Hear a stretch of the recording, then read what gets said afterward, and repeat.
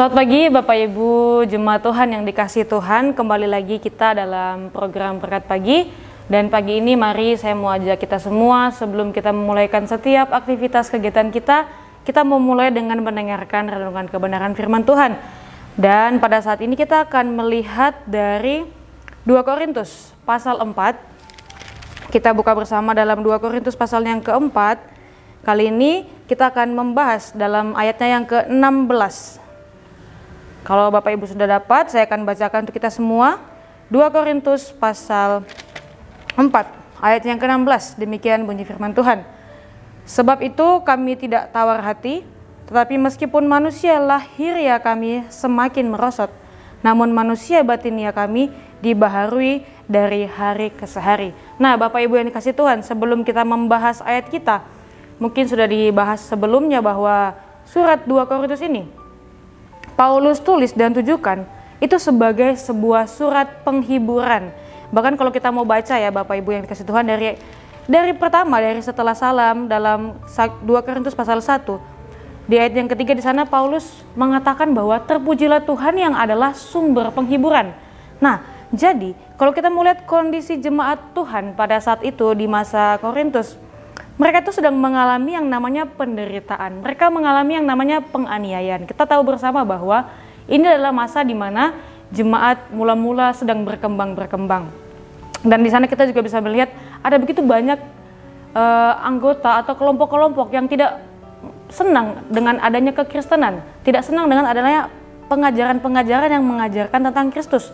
Dan di sini kita lihat bahwa orang percaya pada zaman itu mereka merasakan yang namanya penganiayaan, penderitaan, sehingga Paulus menuliskan surat ini sebagai surat penghiburan. Nah, tadi kita lihat bahwa dikatakan di ayat 16, sebab itu kami tidak tawar hati, tetapi meskipun manusia lahiriah kami semakin merosot, namun manusia batinia kami dibaharui dari hari ke hari. Nah, Bapak Ibu, kita mau lihat sedikit kenapa Paulus katakan dia tidak menjadi tawar hati meskipun lahiriahnya merosot. Nah, kalau kita lihat lahiriah di sini adalah keadaan-keadaan pada tubuh kita. Di sana ada kelemahan. Dalam tubuh kita bisa mengalami sakit penyakit, bahkan kita bisa mengalami yang namanya kematian. Dan jemaat pada masa itu, kalau kita belajar dari pasal pertama sampai yang kelima ini, di sini kita melihat tentang penderitaan penganiayaan karena iman yang mereka pertahankan, karena iman mereka kepada Tuhan. Tapi kalau kita pelajari lebih lanjut lagi, di sana tantangan mereka ada banyak. Ada tentang iman, ada tentang budaya, ada tentang identitas, ada tentang kepemimpinan.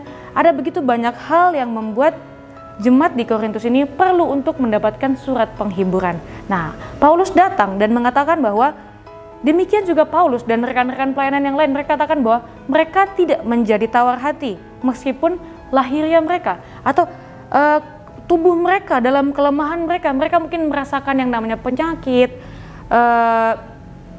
Pada zaman itu ketika berita firman Tuhan diberitakan, mereka bisa saja ditolak, bahkan mungkin masih mending ditolak. Adapun mereka dihina, dicaci maki, atau mereka ditangkap, dipenjara, bahkan mereka bisa saja dibunuh. Tapi Paulus katakan mereka tidak menjadi tawar hati. Karena apa? Karena meskipun manusia lahiriah mereka semakin merosot, tapi mereka percaya akan satu hal. Di sana kalau kita lihat tentang apa yang orang percaya alami di masa itu adalah hal-hal yang tidak menyenangkan. Bapak Ibu mungkin di masa kini kalau kita lihat, kita boleh beribadah dengan baik, kita punya gedung ibadah, bahkan kalau dalam beberapa kegiatan tertentu ada banyak penjagaan dari polisi. Tapi kalau kita lihat di zaman dulu, orang percaya itu tidak hidup dengan tenang. Orang percaya itu harus dikejar-kejar. Bahkan kalau kita melihat penulis kitab ini yaitu Paulus sendiri, yang dulu adalah Saulus, dia juga menjadi bagian dari orang-orang yang tidak menyukai, orang-orang yang membenci kekristenan.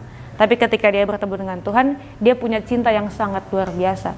Dia tahu ketika dia menyiksa, ketika dia melakukan penderitaan itu kepada orang percaya, dia tahu apa yang dirasakan orang Kristen tersebut. Sehingga ketika Paulus menjadi orang percaya, dia katakan bahwa dia tahu arti dari penderitaan itu, tapi dia tahu bahwa jangan tawar hati. Kenapa? Karena dia tahu bahwa ada pertolongan, ada perlindungan Tuhan bagi setiap orang percaya.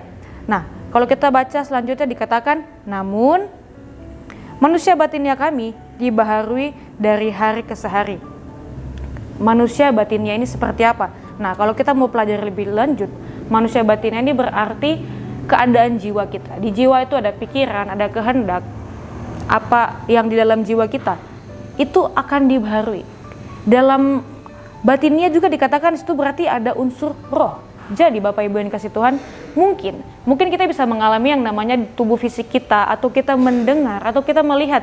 Kita mendengar penolakan, kita melihat orang Kristen mungkin di beberapa daerah sampai hari ini pun masih ada tempat-tempat di mana kekristenan tuh belum bisa berkembang, belum bisa disebarluaskan dengan semudah seperti sekarang. Kita setiap hari Minggu kita bisa beribadah, setiap sebulan sekali Senin kita ada ibadah, hari Rabu, hari Selasa, bahkan ibadah youth dan teen, sekolah minggu, kita bisa punya banyak ruang untuk beribadah. Tapi di tempat lain yang mungkin kalau kita mau telusuri, masih ada banyak tempat-tempat yang sangat sulit kekristenan itu untuk berkembang. Karena apa?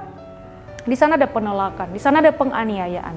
Nah, tapi Bapak Ibu yang dikasih Tuhan, ketika tubuh ini mengalami yang namanya hal-hal penolakan, Paulus katakan, jangan tawar hati. Kenapa? Karena batinia kita atau jiwa kita dan roh kita dari hari ke hari akan terus ditumbuhkan, akan terus dihidupkan oleh Tuhan. Bahkan kalau kita mau lihat dalam satu pasal yang Paulus juga sampaikan sendiri, di sana dia katakan bahwa kalau tidak kita buka saja dalam Roma pasal 5, saya bacakan untuk kita semua. Roma pasalnya yang kelima,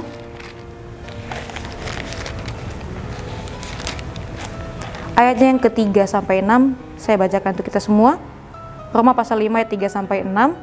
Dan bukan hanya itu saja, kita malah bermegah juga dalam kesengsaraan kita. Karena kita tahu bahwa kesengsaraan itu menimbulkan ketekunan, dan ketekunan menimbulkan tahan uji, dan tahan uji menimbulkan pengharapan. Dan pengharapan tidak mengecewakan, karena kasih Allah telah dicurahkan di dalam hati kita oleh Roh Kudus yang telah dikaruniakan kepada kita. Karena waktu kita masih lemah, Kristus telah mati untuk kita, orang-orang durhaka, pada waktu yang ditentukan oleh Allah. Bapak Ibu yang dikasih Tuhan, kenapa kita jangan tawar hati? Karena ketika kita mengalami yang namanya hal-hal sulit, saya beri contohlah dalam kehidupan kita sehari-hari biar kita dapat mudah memahami. Mungkin ketika dalam kita mau beribadah, mungkin ada orang-orang yang mungkin ketika dalam kita sedang mencari angkutan umum, ketika mungkin kita sebagai umat manusia yang tinggal di daerah yang bisa dikatakan kita adalah minoritas, mungkin dalam berbagai hal kita bisa menjadi tidak diprioritaskan. Mungkin kita dinantikan, oh yang ini saja dulu yang mayoritas, yang minoritas nanti saja. Atau mungkin adik-adik yang masih bersekolah di sekolah-sekolah yang ada, mungkin karena kita minoritas, mungkin ada pembedaan-pembedaan, atau mungkin ada pembulian-pembulian. Apa yang menjadi respon kita? Kalau mungkin zaman dulu dalam pemberitaan Injil mereka ditolak, tapi mereka terus mengerjakan bagian mereka. Tapi kalau kita hari-hari ini, tantangan kita apa sih? Coba kita renungkan kembali dalam kehidupan kita sehari-hari. Apa yang menjadi tantangan kita masing-masing? Apa yang kita lihat sebagai penderitaan yang kita alami hari-hari ini? Apa yang menjadi sulit mungkin dalam keluarga, dalam pekerjaan kita? Mungkin kita lihat, oh kalau kita nggak di tempat pekerjaan, kalau tidak mau korupsi, kalau tidak mau curang, kita kurang diangkat. Atau kalau kita tidak bisa, istilah katanya bahasa kasarnya kayak cari muka seperti itu, atau ada bahasa yang kasarnya penjilat seperti itu. Kalau kita tidak bekerja dengan curang, oh kita nggak akan dipakai oleh pimpinan. Tapi Bapak Ibu yang dikasih Tuhan, bagaimana kita mau tetap tekun seperti orang percaya? Jangan berbuat curang, jangan menggunakan kata-kata yang kasar, jangan berperilaku tidak baik. Karena apa? Tadi kalau dalam Roma dikatakan, ketika dalam penderitaan pun, dalam kesusahan pun, ketika kita tekun, kita mengandalkan Tuhan, itu akan menjadi suatu hal yang baik. Sama halnya seperti ini, misalnya kita ada dalam suatu posisi yang tidak menyenangkan, tapi Tuhan mau kita belajar. Dan ketika kita belajar, Roh Kudus akan ingatkan kepada kita setiap firman Tuhan yang kita pernah dengarkan, untuk harus sabar, harus menjaga perkataan dan lain sebagainya. Sehingga pada akhirnya kita menjadi lebih bijaksana. Ketika kita dicobai di hari sebelumnya, lalu kita punya tuntunan Roh Kudus, maka di hari depan kita akan menjadi orang-orang yang semakin hari semakin bijaksana. Sehingga Bapak Ibu yang dikasih Tuhan, jangan tawar hati. Kalau kita susah, kalau kita sulit, oh jadi orang percaya banyak ditolak. Jadi orang Kristen banyak tidak disukai. Jadi orang Kristen banyak godaannya. Aduh, saya harus hidup taat, harus hidup kudus. Oh banyak sekali peraturan-peraturan sebagai orang Kristen. Jangan tawar hati. Justru itu ketika kita taat, kita disiplin, kita menjaga iman percaya kita, disitulah iman kita semakin hari semakin bertumbuh. Jangan iman kita berhenti di, oh saya percaya Yesus. Tapi kita mau terus iman kita tuh bertumbuh dari hari ke sehari. Meskipun keadaan-keadaan saat ini boleh kita katakan bahwa semakin hari semakin sulit. Tapi Bapak Ibu yang dikasih Tuhan, keadaan boleh sulit, iman jangan sulit. Karena iman itu yang menumbuhkan adalah Roh Kudus. Percaya pada Tuhan Yesus, jangan pernah khawatir dengan hari-hari yang sedang kita alami hari-hari ini. Puji Tuhan, demikianlah kebenaran firman Tuhan. Kiranya pagi hari ini Bapak Ibu sekalian boleh beraktivitas dengan merasakan cinta kasih Tuhan. Immanuel, Allah beserta kita.